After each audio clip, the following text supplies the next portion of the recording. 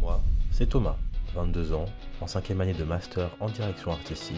Je suis en alternance chez Enedis depuis presque 3 ans. On peut dire que je suis un peu comme à la maison. Mon bureau se situe au 5e étage du bâtiment. Mon équipe est également plutôt réduite puisque nous ne sommes que 4 au pôle innovation, dont 2 alternants en me comptant dedans. Mon bureau est plutôt minimaliste puisque je travaille la majeure partie du temps sur mon Mac.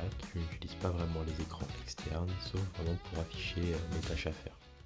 Pour revenir à ces tâches, justement, j'ai un rôle polyvalent, c'est-à-dire que je ne suis pas spécialisé ou cloisonné à un domaine particulier, mais que mes missions sont variées et par conséquent, je peux être amené à réaliser du graphisme, donc de l'illustration, des schémas, des affiches, des visuels, de l'UX/UI, soit de la conception d'une interface de A à Z.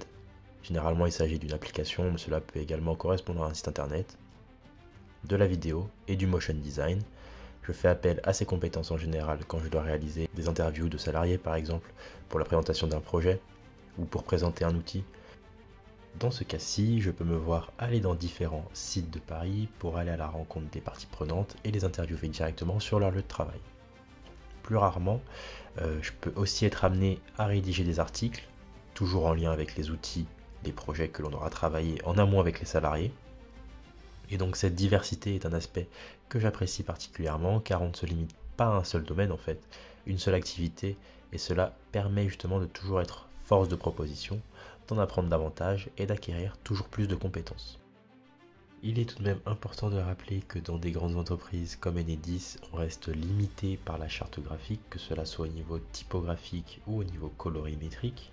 C'est un aspect qui peut plaire à certaines personnes et un peu moins à d'autres, mais cela n'empêche pas pour autant d'être créatif, de proposer de nouvelles choses et d'avoir des idées.